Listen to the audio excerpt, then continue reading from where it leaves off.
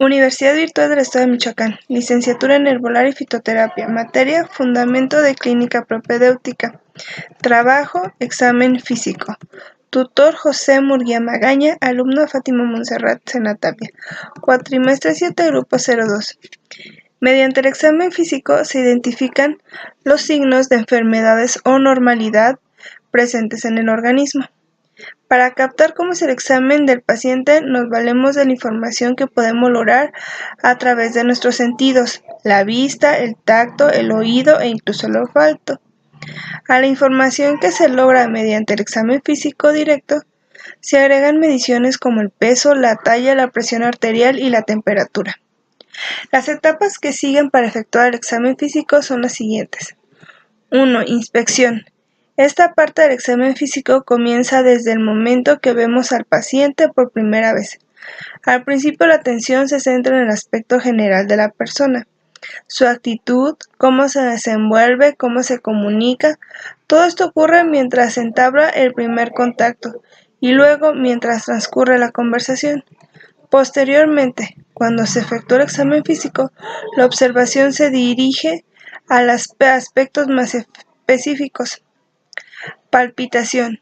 Usando nuestras manos, haciendo con nuestros dedos, palpando con delicadeza, tenemos la posibilidad de captar una gran cantidad de información.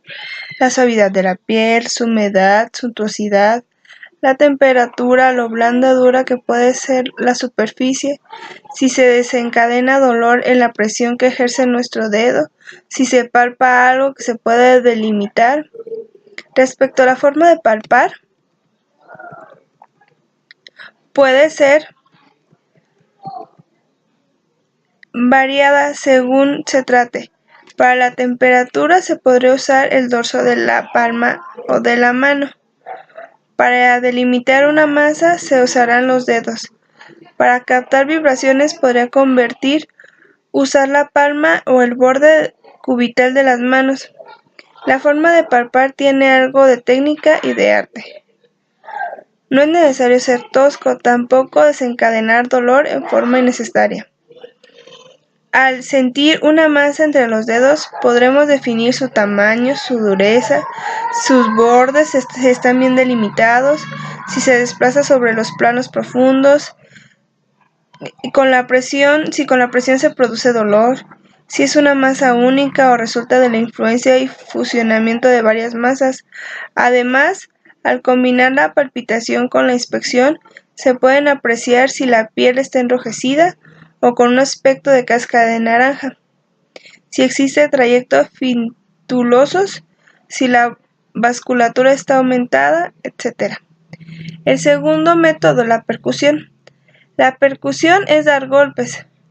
Estos a su vez producen sonidos que son audibles y vibraciones que son palpables. Mediante la percusión se distingue si los tejidos por debajo contienen aire o son más sólidos. La penetración se logra es de 5 a 7 centímetros. Estructuras más profundas habitualmente no se logran distinguir. En general se percute desde las áreas de mayor sonoridad hacia las de menor sonoridad. También es importante comparar sectores homólogos y hacerlo con una técnica equivalente. Existen algunos tipos de sonido. Entre ellos están ruidos sonoros o resonantes, que es el que se escucha, por ejemplo, percutir el tórax sobre el pulmón normal.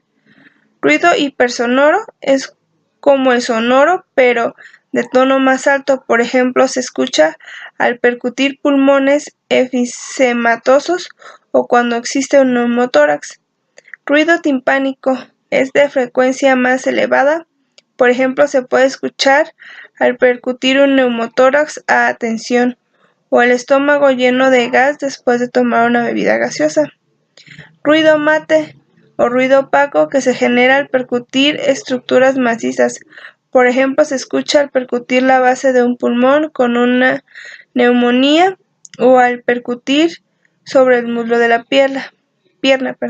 Una variante del ruido mate es la matidez hídrica, que es un ruido más seco, más duro, que se escucha sobre los derrames pleurales extensos. Existen formas de percutir. Hay dos tipos de percusiones, directa e indirecta. La percusión directa es cuando el golpe se aplica directamente sobre la superficie que se examina. Se efectúan golpes breves, precisos, con la punta de los dedos de una mano, haciendo juego de muñeca de modo que la mano caiga libremente. Es útil para evaluar sonoridad pulmonar. Y percusión indirecta es la más usada. En este caso se apoya un dedo, habitualmente el dedo medio, de la mano izquierda en personas diestras y de la mano derecha en zurdos, sobre la superficie a examinar. Conviene ejercer algo de presión con el dedo de modo que quede bien apoyado, especialmente a nivel de articulación interfalángica distal. A este dedo se le llama pexímetro. Existe otra técnica que se llama la técnica de auscultación. Mediante la auscultación se escuchan ruidos que se generan en el organismo. Estos pueden ser de soplos del corazón o de diversas arterias, ruidos que provienen de intestinos y una gama de sonidos que se identifican en la auscultación pulmonar. Tal como la percusión, se pueden efectuar de forma directa o indirecta. Auscultación directa consiste en aplicar la oreja sobre el cuerpo del paciente en una región que se quiere examinar. Rinde fundamentalmente en la espalda para escuchar ruidos pulmonares. Se aplica la oreja sobre otras zonas, puede resultar más complicado. Y auscultación indirecta. Se efectúa mediante el uso de estetoscopio. Gracias a este instrumento es posible tomar alguna distancia del paciente y resulta más cómodo y eficiente. Zonas de auscultación. Donde más rinde la auscultación es en el tórax, en el corazón. Se identifican ruidos producidos por el accionar de las válvulas cardíacas o flujos turbulentos debido a las lesiones de las válvulas. En los pulmones se escuchan ruidos normales debido a la entrada de aire a la tráquea y bronquios durante la inspiración. Pero también es posible auscultar otros ruidos producto de distintas enfermedades, por ejemplo las crepitaciones o sibilancias. En el abdomen interesa reconocer ruidos que se deben al peristaltismo del intestino. Sobre zonas estrechas de la arteria en donde se genera flujo turbulento se puede escuchar soplos. En una fístula arteriovenosa va a generar un soplo continuo. En conclusión, al hacer un examen físico bien, donde nos valgamos de cómo vemos al paciente desde el momento en que entra a nuestro consultorio hasta que lo tengamos que tocar, porque muchas veces ya no se toca al paciente para ver qué es lo que se siente, esto nos ayudará a que tengamos un mejor diagnóstico y el más certero. Gracias.